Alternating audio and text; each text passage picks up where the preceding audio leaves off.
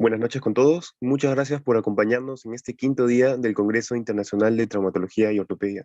Mi nombre es Juan Luis Torrejón Acelú, organizador de este evento, y el día de hoy les traemos el tema traumatología de la columna vertebral, a cargo del excelente doctor Juan Carlos Andrade Rodríguez, ortopedista y traumatólogo, cirujano de columna, pelvis y acetábulo, instructor de los programas de especialización de ortopedia y traumatología en cirugía de la columna de la Universidad Militar Nueva Granada, coordinador de la Clínica de Pelvis y Acetábulo del Hospital Militar Central, miembro titular de la Sociedad Colombiana de Ortopedia y Traumatología, miembro titular de la Sociedad Colombiana de Columna y miembro titular de AO Spine, AO Trauma. Muchas gracias, doctor, por acompañarnos y puede empezar con ustedes. Juan Luis, muchas gracias. ¿Me escuchan todos bien? Todo perfecto, doctor. Gracias por la invitación a este Congreso Internacional de Road Medical y sus cuentas aliadas. Me hace muy feliz pues, poder participar y compartir con tantos colegas latinoamericanos en este escenario virtual. Entonces, el día de hoy vamos a tratar el tema de trauma de la columna vertebral, que como todos sabemos, la columna es una de las estructuras más vulnerables a la hora de lesionarse y que muchas veces no lo pensamos y por ello hay muchas fracturas o lesiones que pasan subdiagnosticadas. Para comenzar entonces,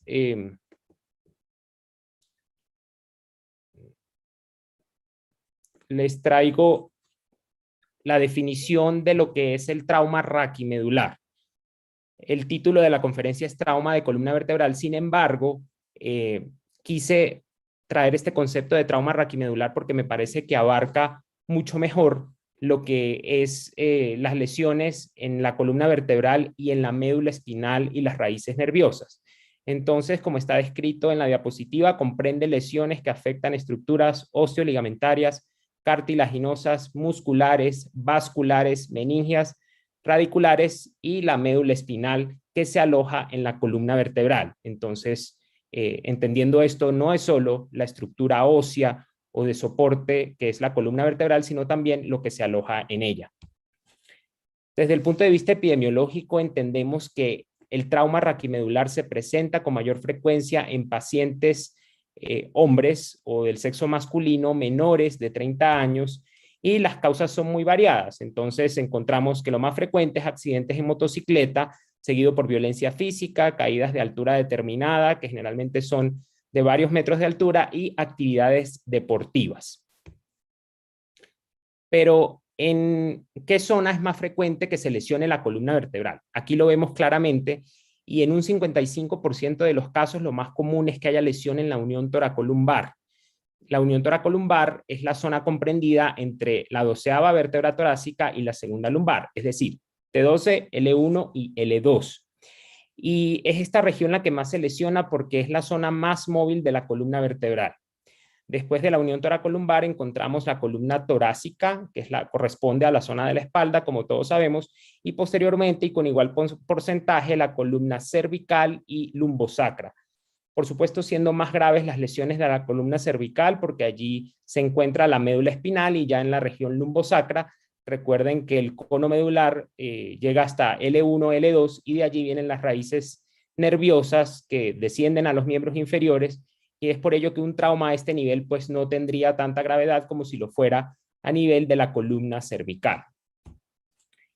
Hagamos un recorderis de la anatomía y biomecánica de la columna vertebral y es que tenemos que saber cuál es la unidad funcional de la columna. Entonces, en la imagen que tenemos a la derecha, observamos un corte sagital, una ilustración de la columna vertebral, en donde vemos la vértebra, que es el hueso, y no solo ella es la que conforma la columna vertebral, sino existen medios de unión. Entonces, en la columna, probablemente a diferencia del resto del esqueleto apendicular, la unidad funcional es muy importante los medios de unión, los tejidos blandos. Y muchas veces cuando se lesionan los ligamentos o cualquier otro medio de unión puede ser hasta más grave que se presente una fractura única. Entonces encontramos medios de unión anteriores, que son el ligamento longitudinal anterior, que se lo señalo acá, el disco intervertebral y el ligamento longitudinal posterior. O sea, de acá hacia adelante son los medios de unión anteriores. Luego encontramos los posteriores, que están formados por el ligamento amarillo, que estaría en este nivel, las cápsulas articulares. Acuérdense que las articulaciones facetarias se encuentran recubiertas por una cápsula como el resto de las articulaciones del cuerpo humano y permiten el movimiento de la columna. Y los ligamentos supra e interespinosos que están señalados acá. Esa es la unidad funcional de la columna vertebral y lo que tenemos que evaluar muy bien a la hora de enfrentarnos a un trauma raquimedular. ¿Qué es lo frecuente? Que se lesione la parte anterior de la columna vertebral, en un 80% de los casos, y en un 20% tenemos afectación de los medios de unión posteriores. Y esto afortunadamente es así porque, como yo les decía antes, y lo vamos a ver más adelante también, cuando se lesionan los ligamentos o la parte posterior de la columna vertebral, generalmente es más grave que si son fracturas puras, únicas del segmento anterior. Entonces, todo esto nos lleva a desarrollar un concepto y es ¿qué es la inestabilidad? Cuando hablamos de trauma de columna, nos referimos a una lesión de si es estable o es inestable, y esto se refiere a la capacidad que pueda tener la columna o el raquis de soportar solicitudes fisiológicas sin que aparezca dolor, alteraciones neurológicas o deformidad. Esto es, por ejemplo, que interpretando una imagen diagnóstica, uno puede decir si se trata de una lesión estable o inestable sin conocer si el paciente tiene dolor, alteraciones neurológicas o alguna deformidad subyacente. La inestabilidad se determina por el estudio de las radiografías, resonancia, tomografía, etc. Entonces, una lesión inestable nos va a llevar a una pérdida del soporte mecánico de la columna vertebral y generalmente pues, son de tratamiento quirúrgico. Biomecánicamente, la columna se lesiona, se puede lesionar de tres formas. La primera es por compresión. Entonces, la compresión obedece a una carga axial sobre el esqueleto axial o la columna y, como observamos acá, pueden haber acuñamientos en la vértebra. La compresión puede producir acuñamientos, como lo vemos en esta imagen. Esta es la vista sagital, esta es la vista axial. Vemos que es una fractura bastante benigna, que no compromete el canal raquídeo, pero también, si observamos, por ejemplo, acá en la tomografía, este es como la misma ilustración, pero ya en una tomografía axial computarizada, vean que es una fractura muy benigna. Generalmente esto se manejaría conservadoramente, pero también, como les decía, las fracturas por compresión, cuando son con una energía mucho más severa, pueden producir estallidos de la vértebra. Estos estallidos pueden ser del plato superior de la vértebra o del plato inferior o de ambas, ¿sí? El problema de esto es que los fragmentos o esa conminución puede migrar hacia el canal medular y producir compresiones y déficit neurológico que pudiera llevar al paciente a cirugía. No siempre que haya una invasión al canal significa cirugía, sino si hay déficit neurológico parcial o si la invasión es mayor al 50%, porque hay riesgo de que aumente. El segundo tipo de lesión es la distracción y, como venía explicándoles, resulta más grave que se lesione el ligamento o supraespinoso, interespinoso, es decir, el complejo ligamentario posterior, porque es lo que le brinda, es lo que mantiene las vértebras unidas. Entonces, cuando hay este tipo de lesión, es una lesión tipo B, es mucho más grave. En este dibujo nos combinan una lesión tipo B con una lesión tipo A por compresión, pudieran presentarse, es decir, no es que solo encontramos lesiones tipo B por distracción o solo encontramos tipo A por compresión, no, generalmente vienen acompañadas y por eso siempre debemos indagar cuando vemos un estudio de imagen, no quedarnos con la primera foto que observamos, sino siempre buscar que hayan más lesiones de mayor gravedad, porque esto determina el tratamiento final. Aquí vemos una lesión por distracción, entonces la distracción puede ser flexión, que es hacia adelante de la columna vertebral, o extensión, que es hacia atrás. Lo más frecuente es que sea en flexión, como se ve acá. Entonces el cuerpo vertebral está muy acuñado y sé que hay un mecanismo de flexión porque esta vértebra y esta vértebra, digamos que encasillan a esta, aumenta el ángulo de cifosis, que lo vamos a ver más adelante de qué se trata y cómo se mide.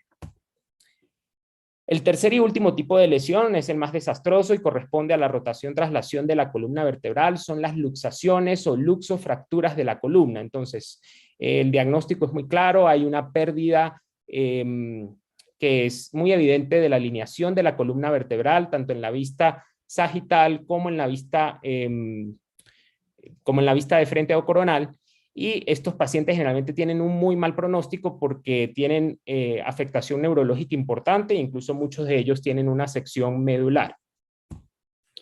Aquí vemos una tomografía axial computarizada en un paciente en el que tiene una lesión tipo C de la columna torácica media y pues este paciente muy probablemente tenga una sección medular como les explicaba anteriormente. Ahora bien, el término trauma raquimedular, como les decía, no es solo fracturas de la columna, sino las estructuras nerviosas que se encuentran alojadas allí, y esto hace referencia al compromiso neurológico. ¿Cómo puede ser este compromiso? Puede ser porque se elonga o hay isquemia de la médula o porque hay una protrusión hacia el canal raquídeo. Esa protrusión puede ser, como vemos en el dibujo, por fragmentos de conminución que se van hacia el canal y dañan la médula, por hernias discales traumáticas. Acá vemos el disco intervertebral y ese disco puede protruir hacia la médula y comprimirla y generar déficit neurológico. Recordemos que la mayoría de las veces, a diferencia de como pensamos, las hernias no son traumáticas, sino la mayoría son degenerativas. Las traumáticas son las que obedecen a un accidente de alta energía. Entonces, sí se pueden producir, no es lo más frecuente, pero sí pueden estar, y sobre todo pueden traer déficit neurológico asociado, entonces es muy importante descartarlas. Y hematomas. Los hematomas también pueden ser compresivos. La lesión secundaria hace referencia a los mediadores inflamatorios que generan estrés a nivel de la médula espinal, y digamos que es una noxa que, si bien no es una lesión que podemos ver, esta inflamación de la médula espinal pues claramente puede traducirse en problemas neurológicos para el paciente, pero que afortunadamente en muchos casos es autolimitada en el tiempo. Entonces, dicho esto, ¿cuándo sospechamos nosotros una lesión de la columna vertebral? Primero, cuando hay un impacto violento sobre la cabeza, cuello, tronco o pelvis, esto es en cualquier paciente politraumatizado. Accidentes con fuerzas de aceleración o desaceleración. Aquí vemos los pacientes con síndrome de latigazo, o cuando esta aceleración-desaceleración es más fuerte. Por ejemplo, los pacientes que van en su vehículo y tienen el cinturón puesto y hay un mecanismo de aceleración-desaceleración, pueden tener una fractura por flexión-distracción como las vimos anteriormente. Tercero, mecanismos torsionales en cuello o el tronco, proyección o caída desde un vehículo en movimiento. En ancianos, cualquier caída hay que sospechar que puede haber una fractura, y ellos sí son, como son más propensos a fracturarse por la calidad ósea, se denominan fracturas por fragilidad o por osteoporosis, que es un apartado que no vamos a tocar el día de hoy, es un tema muy amplio. Esta es un trauma raquimedular que es en pacientes de mucho más jóvenes y que obedecen a traumas de alta energía y zambullidas en aguas poco profundas. Los clavadistas pueden tener lesiones por compresión estallido de la columna cervical con consecuencias muy graves. El manejo. ¿Qué hacer con estos pacientes que tienen o sospechamos una lesión de la columna vertebral? ¿Cuándo los inmovilizamos? En 4 situaciones. Cuando hay pérdida del estado de conciencia, cuando el paciente refiere dolor, ya sea en la columna cervical, torácica, lumbar o pelvis, cuando hay algún déficit neurológico o una deformidad significativa. Aquí les traigo entonces cómo se debería hacer la inmovilización en un paciente. Por ejemplo, las 4 primeras imágenes con un trauma cervical, idealmente debe hacerse ayudado, es decir, entre 2 personas, mientras uno sostiene la cabeza y la mantiene alineada, el otro coloca la inmovilización, en este caso es un collarín de Filadelfia, y esto permite una manipulación más segura de la columna vertebral. Recordemos que en este momento no sabemos qué tipo de lesión tiene el paciente. Idealmente, si el paciente se puede inmovilizar incluso dentro del vehículo, sería lo mejor porque se se mueve menos de lo que debería sin inmovilización. Entonces aquí vemos cómo lo hacen con un paciente dentro de su vehículo y por último, en aquellos pacientes que tienen trauma toracolumbar o de pelvis, es importante no solo hacerlo 2 personas, sino hasta 3 o 4 y hacer movilizaciones en bloque, siempre en bloque. Muchas veces en el momento del accidente no contamos con inmovilizadores cervicales, entonces es importante, idealmente esto lo hace, debería hacerlo el acompañante del paciente si está en condiciones, es sostener la columna vertebral y mantenerla alineada y firme mientras llega alguna ayuda o algún soporte médico o paramédico para estabilizar y trasladar al centro de atención más cercano. Es muy frecuente, como les contaba, en motociclistas que presenten trauma cervical. Entonces, ¿cómo retirar el casco? Igual, siempre hacerlo con ayuda de otra persona. Una persona estabiliza la región cervical y la otra retira el casco y posteriormente se hace la inmovilización como vimos previamente. Entonces, el manejo inicial tiene 2 objetivos principales. El primero de ellos es alinear la columna vertebral. En la primera ilustración vemos un paciente que probablemente, digamos, que pudo haber tenido un accidente como peatón. Si lo encontramos en esta posición, pudiéramos mejorar su alineación de la columna y con ello proteger un poco esta zona mientras se traslada al centro de atención. No hablo de una movilización brusca o una movilización sostenida, sino de alinear la columna vertebral. Ese es el principio que se debe seguir.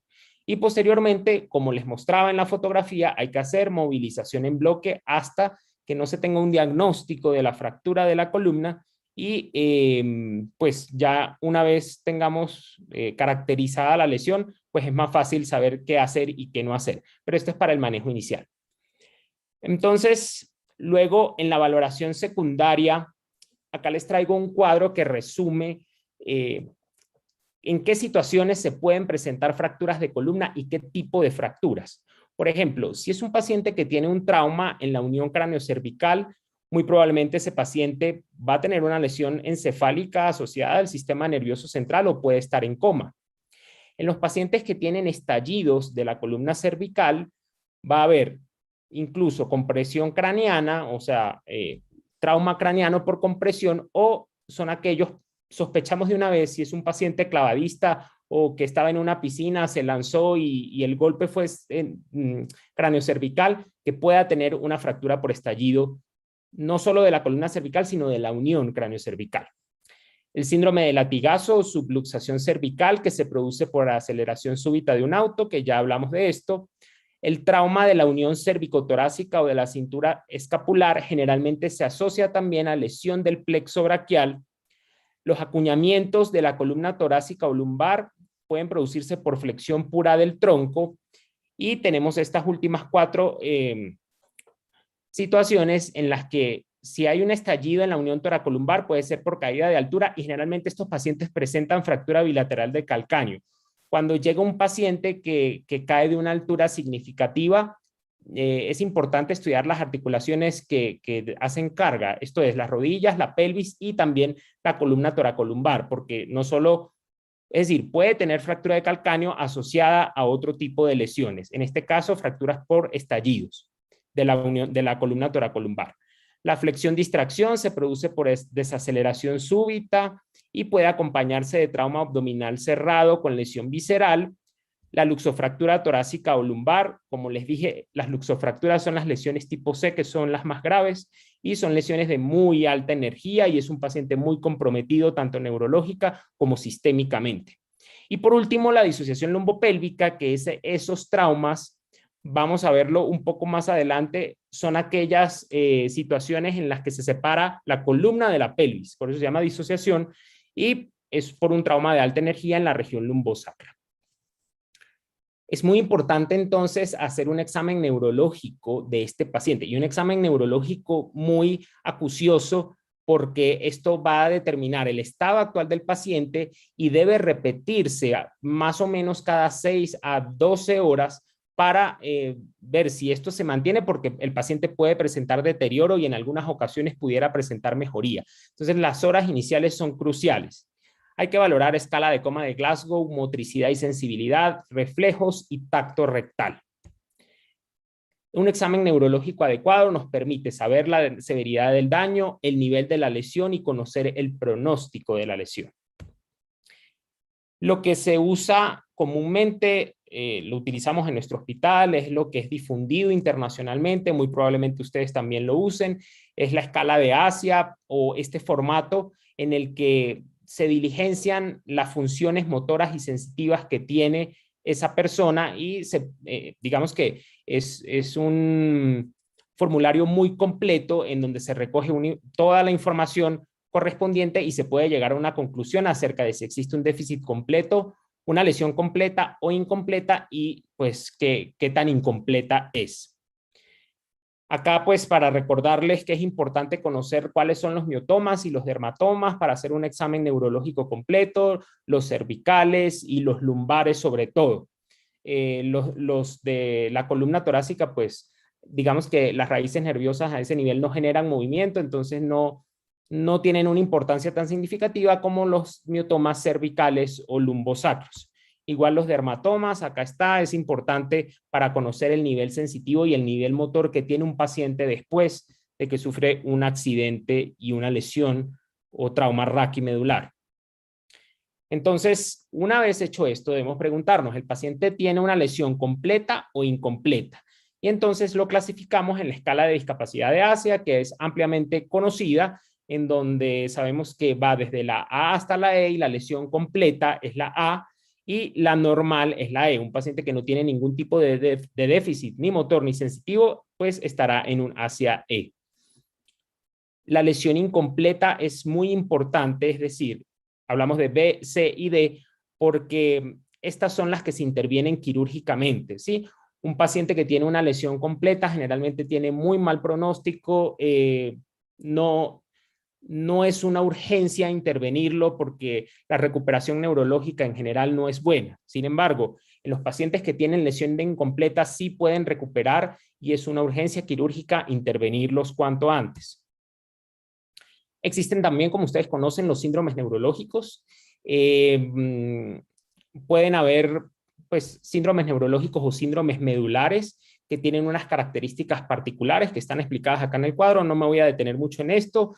Es muy frecuente encontrar síndrome de caudequina o de cono medular y esto lo orienta a uno hacia qué nivel se encuentra la lesión, solo con el examen clínico del paciente. Por eso es muy importante examinar a los pacientes. Ya hoy en día vemos con frecuencia que lo que hacemos es ir al estudio de imagen y el examen clínico, en este caso neurológico, brinda una información muy valiosa acerca del estado actual del paciente. ¿Qué estudios de imagen debemos solicitar? Entonces, tenemos radiografías simples, tomografía axial computarizada y resonancia nuclear magnética. Es lo que usamos. En relación con las radiografías simples, esto se encuentra un poco controvertido porque ya pues en esta era en la que vivimos, en muchos hospitales no hacen radiografías de rutina, sino hacen tomografía de entrada, lo cual es una muy buena opción también. No está mal no está mal hacer una u otra conducta.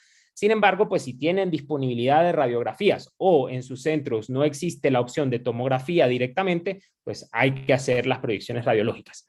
En mi hospital, por escuela, hacemos radiografías simples y después hacemos tomografía axial computarizada. Entonces, para nosotros, para mí, la radiografía tiene una utilidad muy importante. Entonces, miren ustedes que aquí vemos una radiografía anteroposterior y les voy a mostrar también una lateral. Son fracturas distintas. Acá vemos cuál es la lesión. En la imagen anteroposterior vemos una desalineación de la columna que es evidente, lo muestra la flecha, y en la imagen lateral vemos una lesión en donde hay un estallido del plato superior de la vértebra y probablemente hay un mecanismo de flexión asociado. Entonces, las proyecciones iniciales son anteroposterior y lateral, como ustedes han visto a lo largo de este congreso en los huesos largos, eso es lo que se solicita. cuando la columna es inestable. En este punto tengo que decirles que la palabra clave del día de hoy es carpo. Recuerden entonces que la palabra clave es carpo. Les repito, palabra clave de hoy es carpo. Entonces, ya hablamos de la inestabilidad y existen unos criterios para uno determinar que una lesión es estable o es inestable. En la columna cervical son estos tres: que la altura del cuerpo vertebral sea mayor al 25%, que haya una cifosis o la cifosis es la inclinación hacia adelante de la columna y que ésta sea mayor de 11 grados, y que haya una listesis o desplazamiento anterior mayor de 3.5 milímetros. ¿Cómo saber que una vértebra perdió 25% de altura? Bueno, entonces acá vemos, este gráfico nos los muestra muy bien. Hay dos formas de determinarlo, no es difícil. En la primera, lo que hacemos es medir el muro anterior de la vértebra que está lesionada, obtenemos ese valor y luego sacamos un promedio entre el muro anterior de la vértebra superior y el muro anterior de la vértebra inferior. Ese promedio luego hacemos una regla de 3 y lo que nos dé, haciendo la regla de 3, el valor de C, acá está la fórmula, pues será la altura que tiene esa vértebra. Entonces ya ahí uno puede saber si ha perdido más del 25% de altura o no. Otra forma de hacerlo es comparando la misma vértebra, ¿sí? Lo que pasa es que si bien lo más frecuente es que se acuñen solo adelante, pudieran ser estallidos que comprometen también el muro posterior. Entonces, digamos que este método ya no sería tan confiable, pero igual se los explico. Hay que medir, C1 es el muro anterior, C2 es el muro posterior, y entonces se hace una regla de 3 sabiendo que C2 es el 100%. Y de esa forma determinar si la vértebra se encuentra acuñada 25% o más. Cuando sobrepasa este valor, sabemos que se trata de una lesión inestable. Lesión inestable nos quiere decir que hay que operarla. Lo segundo es la cifosis. La cifosis es la inclinación hacia adelante de la columna. Digamos que aquí debería estar más recta, pero miren que esta vértebra se va hacia adelante. Entonces genera un ángulo y ese ángulo se determina cifosis. Entonces, ¿cómo se mide la cifosis? Hay que medir un ángulo desde el plato inferior de la vértebra, están involucradas estas dos vértebras, la 5 y la 6. Hay que medir el plato inferior de la vértebra 5 y el plato inferior de la vértebra 6. Ese ángulo, cuando supera los 11 grados, es una inestabilidad y el paciente necesita cirugía. Estos ángulos que se ven arriba de -4 o -2, cuando se miden los ángulos vecinos y estos ángulos son divergentes, generalmente son negativos y se le restan a este número 20. Entonces, en este caso, este paciente tiene un ángulo, tiene una cifosis acá porque es un ángulo convergente de 20 grados, pero si le restamos los dos ángulos de arriba, tendría 2 arriba, 4, serían 6, 20 menos 6, 14. Entonces, realmente el ángulo global es una cifosis de 14 grados que igual es quirúrgico. Cifosis regional más de 11 grados, se trata de una lesión inestable, ya lo dijimos. Y el último parámetro es la medición de la listesis o el desplazamiento. Entonces, la listesis es el desplazamiento. Listesis o espondilolistesis, espóndilo proviene de vértebra, listesis es desplazamiento. Cuando esto es mayor de 3.5 milímetros, se trata de una lesión inestable. Ahora bien, para la columna torácica y lumbar son más o menos los mismos criterios, pero cambia un poco el valor. Hablábamos en columna cervical que la pérdida de altura era del 25%, en este caso es más del 50%. Cuando un paciente tiene un acuñamiento que sobrepasa el 50%, se trata de una lesión inestable. Cuando la cifosis es mayor de 20 grados, este valor tiende a ser controvertido. Para algunos es más de 30, para otros es más de 20. Les traigo porque lo más aceptado es más de 20 grados. Y cuando la listesis es mayor a 4.5 milímetros.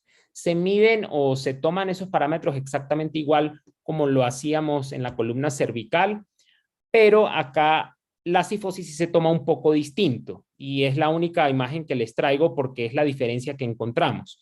Se toma el plato superior de la vértebra que está arriba de la lesionada y se toma el plato inferior de la vértebra que está abajo de la lesionada. Ese ángulo es el que va a determinar la cifosis y si es mayor de 20 grados, es una lesión inestable que va a requerir cirugía. El sacro, recuerden que el sacrocoxis es la parte final de la columna vertebral, si bien hacen parte de la pelvis, también lo son de la columna y pues estas fracturas también entran dentro del trauma raquimedular. Entonces, ¿cuándo van a ser inestables? Cuando hay un ascenso mayor a 10 milímetros del fragmento o 1 centímetro, cuando hay una diastasis o separación de mayor a 10 o 1 centímetro, o cuando existe una disociación lumbopélvica.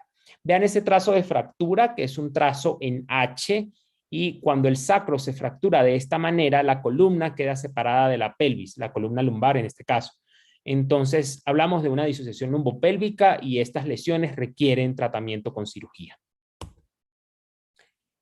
Como les explicaba, las radiografías simples, las proyecciones de rutina que hacemos son AP y lateral, igual que en los huesos largos. Sin embargo, pudiéramos tener proyecciones adicionales y esas proyecciones son la transoral para C1, C2 o en boca abierta para visualizar la unión de atlas con axis, las oblicuas para columna cervical que nos permiten visualizar con nitidez los forámenes vertebrales, lateral contracción de hombros para C7 y T1 porque C7 y T1 ya ahí empieza el tórax y es difícil muchas veces visualizar esta región, entonces si le damos una tracción al paciente, muy probablemente podamos ver esta zona o unión cervicotorácica.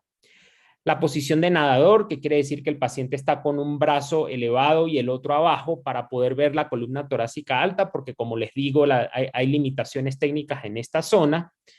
Dinámicas en flexoextensión, esto sobre todo en pacientes que tienen trauma cervical, que se maneja sin cirugía, sobre todo a las 6 semanas, se le solicitan radiografías dinámicas, es decir, con la columna, con el cuello hacia adelante y el cuello hacia atrás, a ver si hay alguna inestabilidad.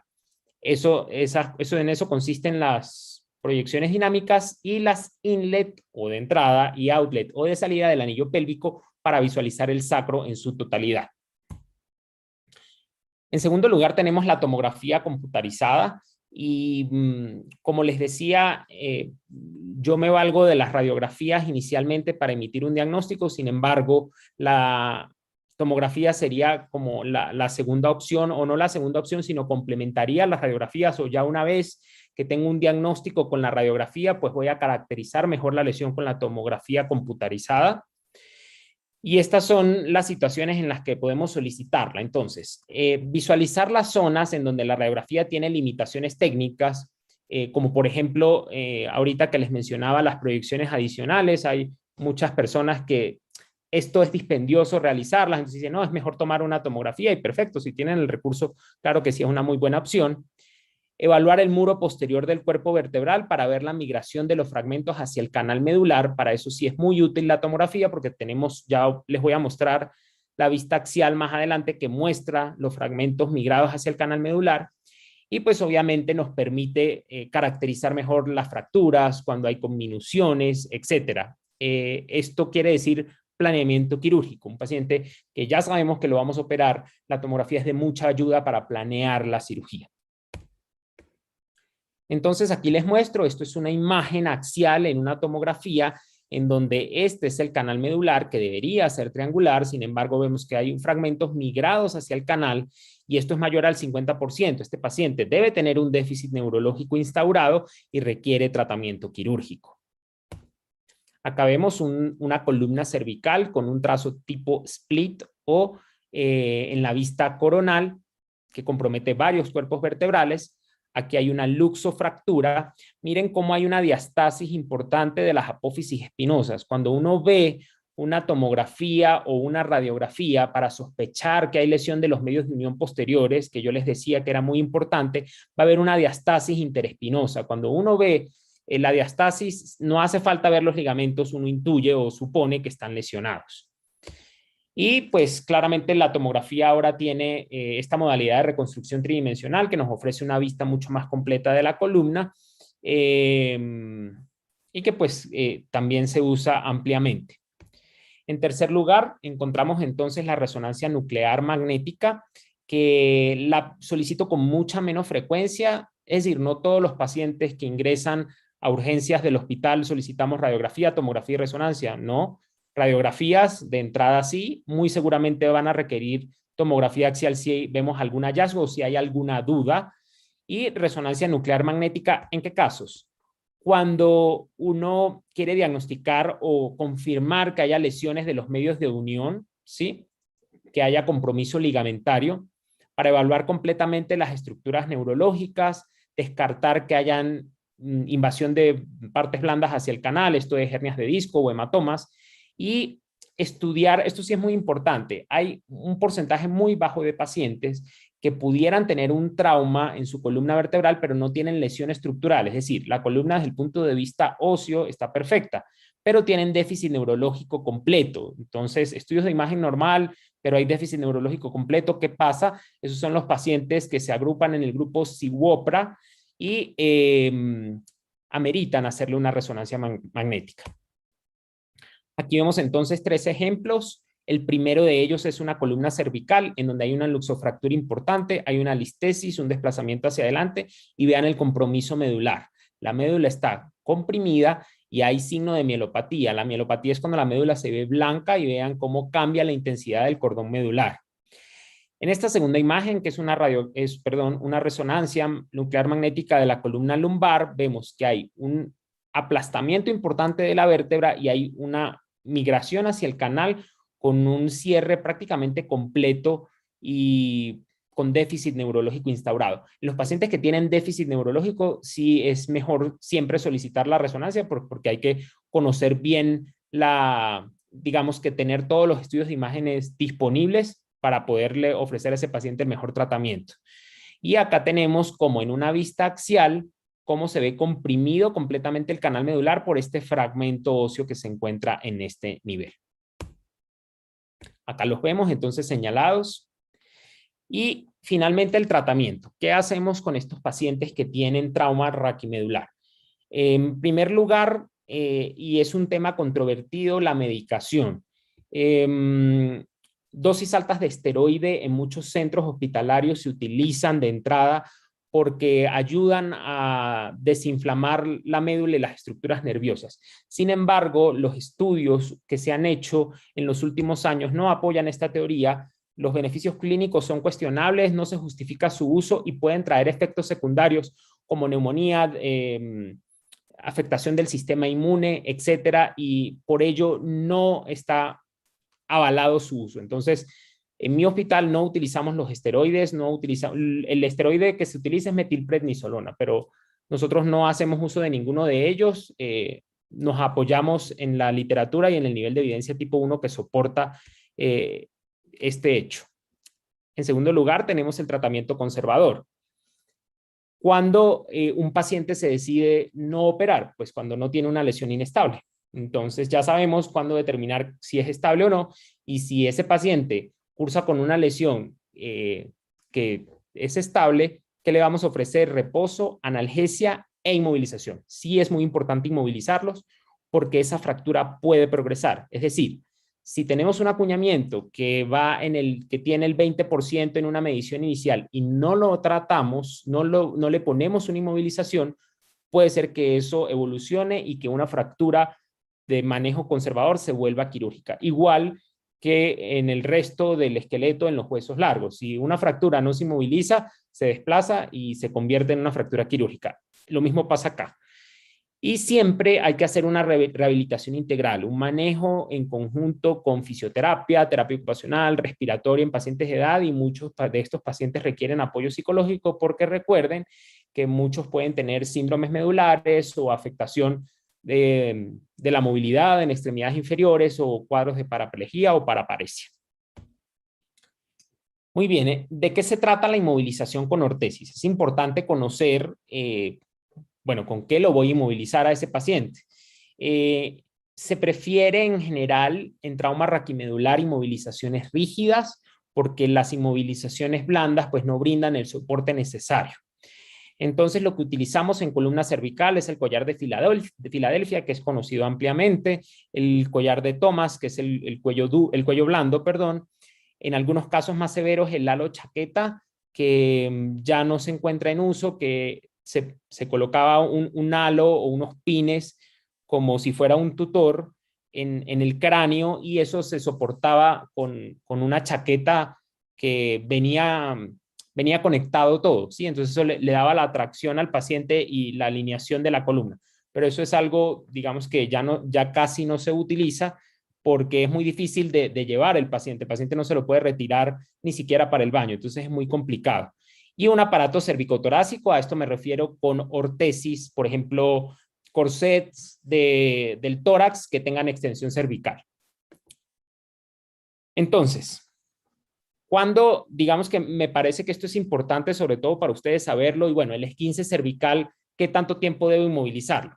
Recordemos que el término esguince cervical hace referencia a un trauma de la columna cervical con imágenes, con estudios de imagen que están normales y el paciente no tiene ningún tipo de déficit neurológico.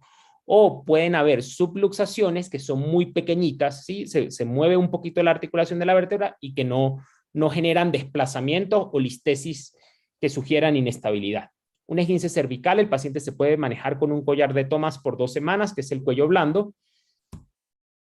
La subluxación, que ya entonces es un poquito más avanzada, que es la vértebra, digamos que las facetas articulares se desplazan un poquito hacia adelante sin generar listesis o desplazamiento completo de la vértebra. La subluxación no requerirá cirugía, pero sí uso de collar de Filadelfia por 6 semanas, y después de esto, como les expliqué antes, hay que hacer radiografías dinámicas en flexión y extensión para descartar inestabilidad posterior. Y en fracturas que no requieran cirugía, pues porque si es una fractura estable no se opera, hay que utilizar un collar de Filadelfia mínimo 12 semanas. El uso de este cuello debe ser permanente. Ya cuando el paciente cumple un mes con la inmovilización, podría retirárselo para el baño, para aseo, etcétera, pero en general debe ser un uso permanente, y ya después de los 3 meses o 12 semanas debe hacerse un destete progresivo de la inmovilización. Aquí vemos el cuello de Thomas, que es el collar blando que conocemos, y el de Filadelfia, que es el rígido y el que preferimos utilizar en pacientes con trauma raquimedular o fracturas estables.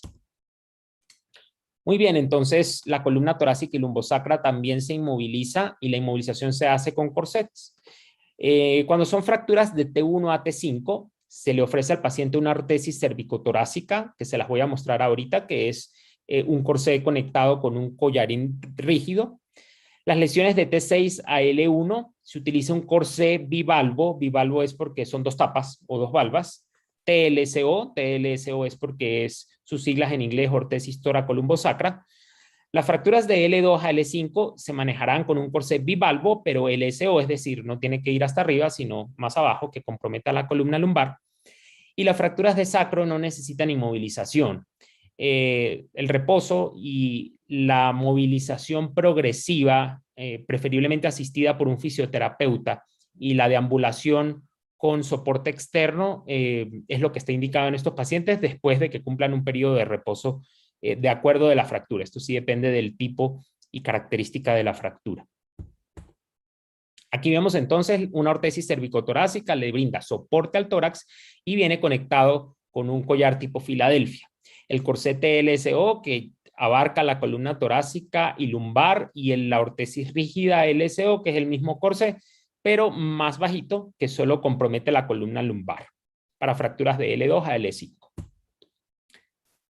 La cirugía. Cuando uno piensa en operar, ya eso lo vimos, pero hay que entender que 20 a 30% de los pacientes requiere tratamiento quirúrgico, y por esto es muy importante hacer un abordaje inicial completo en estos pacientes. Lo que desempeñamos o el trabajo que se hace es una fijación interna o artrodesis. Una artrodesis es una fijación con injerto de hueso. Injerto de hueso para que no se mueva esa zona de la columna. Cuando uno explica la definición de artrodesis, que implica inmovilizar un segmento de la columna vertebral, mucha gente cree que es que no va a poder mover la espalda o no va a poder inclinarse hacia adelante o hacia atrás, pero estos cambios, a menos que sea una instrumentación o una cirugía muy larga con muchos tornillos, realmente no tienen una implicación significativa y el paciente puede realizar sus actividades normales. Hay pacientes a los que se le realiza fijación interna sin hacer artrodesis y son generalmente pacientes jóvenes en los que se les ponen implantes y se retiran a los 6 meses y no se artrodesan. Entonces, la movilidad de la columna no se ve afectada, así sea ni siquiera un poco. Y esto es muy importante, la descompresión siempre en pacientes con déficit neurológico parcial, por lo que les expliqué antes. Los que tienen déficit neurológico completo, generalmente ya sabemos que el pronóstico va a ser malo, y el déficit neurológico parcial es el que realmente tenemos que atender porque es el que va a recuperar y pues si es incompleto es porque hay algo que está generando este problema y que está en nuestras manos resolverlo desde el punto de vista quirúrgico para que ese paciente recupere completamente su situación neurológica. Entonces, hay varias formas o varios tipos de cirugía que podemos realizar. Acá vemos este procedimiento, es una tracción con gancho craneano de 2 puntos. Este fue un paciente que tuvo una fractura por compresión de la columna cervical y lo que permite, esto es como una tracción esquelética pero aplicada al cráneo. Entonces, lo que permite es elongar la columna, alinearla y en aquellos pacientes que tienen luxaciones permite reducirlas. Por ello es muy útil y se hace antes de llevar al paciente a una cirugía definitiva, igual como en ortopedia cuando se pone una tracción antes de hacer una cirugía. Corrige también la cifosis postraumática, las listesis y, como les dije, las luxaciones. ¿Qué tipos de cirugía podemos hacer? Entonces, cuando son fracturas de la columna cervical alta, es decir, occipital C1 o C2, tenemos implantes que son una placa que se ancla al occipital y fijación posterior, ya sea al atlas o al axis, en este caso fue solo al axis. Pueden haber fijaciones también atlantoaxiales. Obviamente todo esto va a depender del tipo de fractura, de las vértebras comprometidas y de la zona. Esta estabilización, esta se hizo por detrás, se colocaron 2 tornillos de posterior a anterior y un cerclaje interespinoso. Esto es visto de lado, esto es visto antero-posterior, pero también esto pudiera operarse por delante cuando son cirugías de odontoides y se hace compresión interfragmentaria del segmento desplazado. En fracturas de la columna cervical baja, entonces acá les traigo lo que les mostré antes era posterior, esto es un abordaje anterior en donde pues se brinda una estabilización con una placa y tornillos. Generalmente la placa trae la forma o la lordosis de la columna cervical, si no la trae hay que moldearla y realizarla, y brinda un soporte anterior. Esto lo va a determinar, como les decía, la característica de la fractura, pero hay pacientes que requieren soporte anterior y posterior, 360 grados. En la unión toracolumbar, entonces, ¿qué se hace? Esto es una estabilización posterior para esta vértebra fracturada. Aquí vemos la radiografía lateral y cómo se ve pues, la foto dentro de cirugía. En el sacro, lo que se hace más frecuentemente, estas fracturas son muy benignas. Muchas de ellas o gran mayoría se trata conservadoramente, pero hay algunas que toca fijar y no solo cuando hay compromiso del sacro, sino del compromiso de la articulación sacroilíaca también. Entonces, con una fijación con tornillos canulados percutáneos, sea 1 o 2 dirigidos a ese 1 o a ese 2, se logra la fijación adecuada. Y cuando les hablaba de la disociación lumbopélvica, que la fractura, la columna lumbar se separa de la pelvis, pues hay que hacer un constructo que permita unir nuevamente la columna lumbar y la pelvis, y esto es una fijación lumbopélvica en un paciente que tuvo un trauma de alta energía de esta zona. Para finalizar y dejarles unos mensajes más claros para llevar a casa, entonces hay que entender que los politraumatismos se asocian con lesiones vertebrales. Siempre hay que sospechar que un paciente que un paciente tiene una lesión, ¿sí? Porque lo que no se sospecha no se diagnostica y eso es a los pacientes que no tienen los resultados que quisiéramos. Entonces, siempre sospechar que un paciente tiene una lesión hasta que se demuestre lo contrario, no solo de columna, sino de cualquier extremidad. El diagnóstico y tratamiento tempranos claramente pues, van a ser la clave del éxito en estos pacientes. El manejo óptimo previene lesiones secundarias. Sobre óptimo y a tiempo. porque si son lesiones que no se diagnostican, pues después es mucho más difícil operar o pueden tener consecuencias que son más graves en temas neurológicos. El área más afectada, la unión toracolumbar, la atención inicial, lo que busca es alinear la columna y hacer una movilización en bloque. Las lesiones inestables requerirán cirugía. Recuerden, acá está en la charla cómo pueden hacer ese tipo de mediciones de pérdida de altura, cifosis y listesis, que son los parámetros que se toman en cuenta. Ante todo déficit neurológico, siempre pedir resonancia, pues porque tenemos que ver qué es lo que está pasando, así la clínica nos lo diga, pero también por temas médico-legales esto es importante, tener un soporte de imagen de resonancia magnética en estos pacientes con déficit. El uso de esteroides, como les dije, no se justifica su uso, a pesar de que en algunas instituciones los utilizan. En la gran mayoría de centros tipo 4 no se utilizan los esteroides y esto es porque no están avalados por estudios de nivel de evidencia tipo 1. La cirugía descompresiva en déficit neurológico parcial, que ya se los expliqué y se los remarqué durante toda la charla, y la fijación interna o artrodesis para estabilización. En un paciente que tiene, por ejemplo, una lesión medular completa, por ejemplo, por una luxofractura, igual ese paciente debe operarse, no para descomprimir o no para buscar que recupere neurológicamente, sino para estabilizar la columna, porque si no se opera, muy probablemente va a terminar con una cifosis muy importante y esto le va a impedir actividades de aseo, actividades de la vida diaria.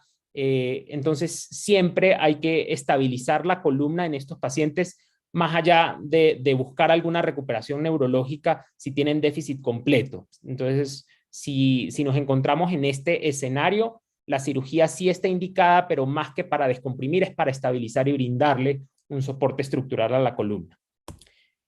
Yo espero que todo esto les haya servido para su práctica médica.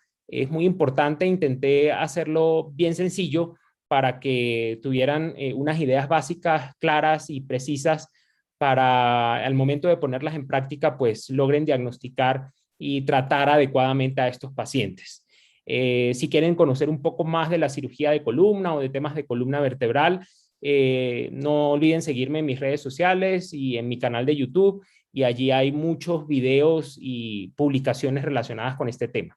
Muchísimas gracias y quedo atento a cualquier pregunta o comentario. Muchas gracias, doctor. Felicidades por su excelente ponencia. Muy buena forma de explicarlo. Sí, tenemos Gracias. algunas preguntas de los asistentes. Por ejemplo, Maciel García pregunta, ¿qué pruebas semiológicas se pueden hacer si se da el caso que no contemos con ningún medio de estudio radiológico? Más, lo que pasa es que pruebas semiológicas como tal, no. Lo que hay que hacer es un examen neurológico detallado. Y el examen neurológico va a determinar el nivel de lesión en el que se encuentra el paciente. Si es un paciente que puede hacer movilización de miembros superiores y no de inferiores, entonces ya uno sospecha que la lesión puede estar en columna torácica o en unión toracolumbar o en columna lumbar, ¿sí? Si tiene afectación de esfínteres, uno puede sospechar que el paciente tiene un síndrome de Caudequina, si tiene adicionalmente anestesia o afectación de la sensibilidad perineal, por ejemplo. Entonces, más que una prueba semiológica clara, es hacer un examen neurológico completo. Gracias, doctor. Tenemos otra pregunta. ¿Una lesión por compresión puede causar daño medular? Y si es así, ¿cuál es el procedimiento? ¿Y en qué región es más frecuente ese tipo de lesión?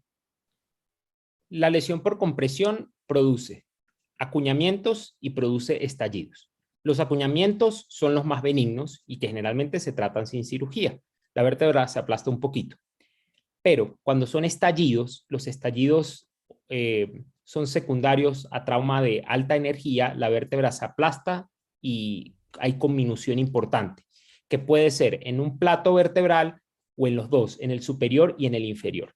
El problema de esto es que estos fragmentos pueden migrar dentro del canal y generar déficit neurológico. Entonces, ¿cuándo operar a estos pacientes? Cuando son fracturas por estallido, que cumplan con algún criterio de inestabilidad de los descritos, pero además de esto, que tengan una migración de los fragmentos al canal del 50% o más, o haya déficit neurológico asociado. ¿Qué se hace? Lo que se busca es si hay déficit neurológico, lo primero será descomprimir para que el paciente recupere su función, pero al hacer esto, pues inestabilizamos la columna, o mejor dicho, ya estamos en una lesión inestable que se debe fijar. La fijación, como les mostraba, se realiza generalmente con tornillos en las vértebras que están sanas de los niveles superiores e inferiores. ¿Cuántas vértebras se deben incluir? Eso sí depende ya de las características de la fractura, de la zona. Algunas veces en unión toracolumbar solo podemos incluir una vértebra arriba, una vértebra abajo. Si es una fractura severa con compromiso ligamentario, pues probablemente toque incluir más vértebras arriba y más vértebras abajo, pero sí es importante hacer una estabilización también en estos pacientes. Gracias, doctor. Tenemos otra pregunta que dice, mientras se da el proceso de reposo, ¿se puede realizar movilización pasiva o isométricos? Sí, es importante en estos pacientes no olvidar la terapia física y no olvidar el movimiento. Recuerden que estar en reposo prolongado pues puede tener otro tipo de complicaciones respiratorias, circulatorias, etcétera, y no queremos eso. Y entonces sí es importante que el paciente haga ejercicios de extremidades, ya sea superiores o inferiores, isométricos. Por ejemplo, puede hacer extensión del cuádriceps sostenida por periodos cada 8 horas, por intervalos de 10 minutos, o elevar el pie hacia arriba y hacia abajo y sostenerlo. Son ejercicios y movilizar las extremidades. Cuando hablamos de reposo, generalmente ofrecemos algún tipo de ortesis, ¿sí? Entonces, la ortesis debe colocarse, y esto es muy importante, cuando el paciente se sienta y cuando el paciente se para, no cuando está acostado, porque cuando un paciente está acostado, pues la columna no recibe ningún tipo de carga. Entonces, cuando está acostado, el paciente no necesita la inmovilización, la ortesis, sí cuando se sienta. Entonces, es importante que el paciente se lo coloque estando acostado. Por eso es un corset bivalvo. Entonces, se pone una tapa adelante, una tapa atrás, y eso se ajusta con unos velcros de un lado y del otro, y ya luego el paciente se puede incorporar a la sedestación o a la marcha. Ya si es un paciente con una fractura de sacro que no requiere ningún tipo de inmovilización, es importante hacer, como tú dices, los ejercicios isométricos en extremidades inferiores, y ellos van a requerir, de acuerdo a las características de la fractura, apoyo parcial. En algunos casos se puede hacer apoyo parcial, entonces esto les permite deambular con muletas y es importante hacerlo. Gracias, doctor. Otra pregunta, ¿la vertebroplastía para qué tipo de lesión está recomendada? La vertebroplastia o cifoplastia consiste en una inyección de cemento en las vértebras. La diferencia entre un procedimiento u otro es que la vertebroplastia es inyección pura de cemento y la cifoplastia se colocan unos balones dentro de la vértebra que se inflan y le devuelven la altura al cuerpo y después también se llenan de cemento, pero se coloca dentro un implante. Esa es la diferencia entre las dos. ¿Cuándo se utiliza? En pacientes con fracturas por fragilidad, en pacientes con fracturas por osteoporosis, no en trauma de este tipo del que hablamos. No utilizamos vértebro o cifoplastia. Ese pacientes en los que la calidad ósea no es buena, son procedimientos percutáneos mínimo invasivos en los que generalmente no hay una inestabilidad significativa y que este tipo de cirugía es suficiente. Entonces sí está reservado para pacientes o que tengan fracturas por fragilidad o fracturas patológicas en pacientes con metástasis por cáncer. Muchas gracias, doctor. Y ya para terminar, una última pregunta. ¿Cómo se procedería si existe una hernia de disco? ¿Esta complicaría la fractura?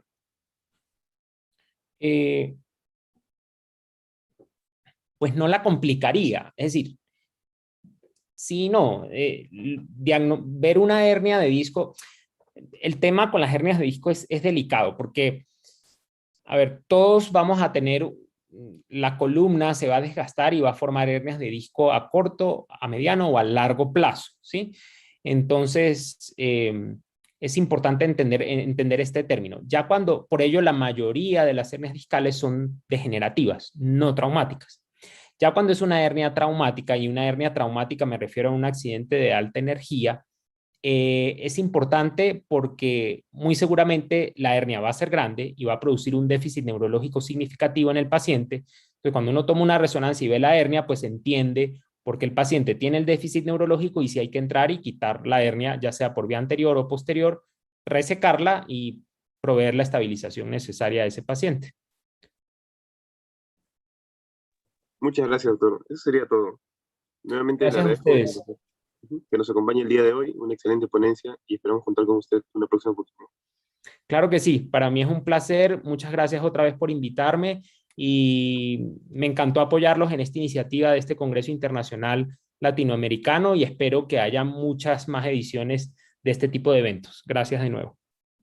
Seguro que sí, doctor. Muchas gracias. Cuídese. Hasta luego. Igualmente quiero agradecer a los asistentes por acompañarnos en este quinto día del Congreso Internacional de Traumatología y Ortopedia y los esperamos el día de mañana, de igual manera a las 8 p.m. hora peruana. Cuídense.